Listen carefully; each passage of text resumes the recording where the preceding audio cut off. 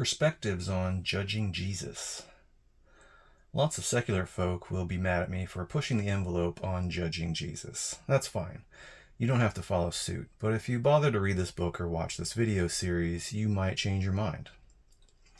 It seems to me that there are two main schools of principled thought when it comes to informed, critical non-believers in regards to popular religions. On the one hand, it may be considered polite to not mention how detestable and untrue various religious beliefs are, so as not to offend and to be respectful of a believer's many good qualities that can be focused on in terms of good relationships.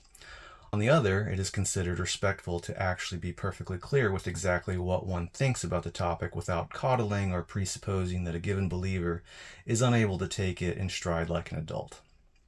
Different strokes for different folks and different tools for different jobs, but in terms of this book and video series, I will obviously be exercising the second school of thought.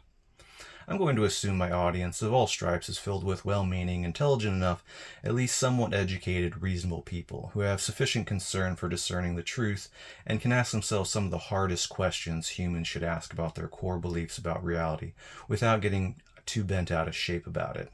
Maybe you even have a sense of humor and don't consider things like sarcasm a crime against humanity. So I don't consider any actual Christian individuals out there to be unintelligent, uneducated, evil, or have no sense of humor. But this topic is their most sacred cow, and different rules of mental engagement tend to apply. It's my job here as an outsider to make sure the normal rules of intellectual engagement apply. Jesus is a fictional character to me, and there's nothing sacred about systematically evaluating his views to discern the quality of their moral content or lack thereof. These are just ideas that happen to have popular currency in our culture and which represent part of my personal background in Christian religion.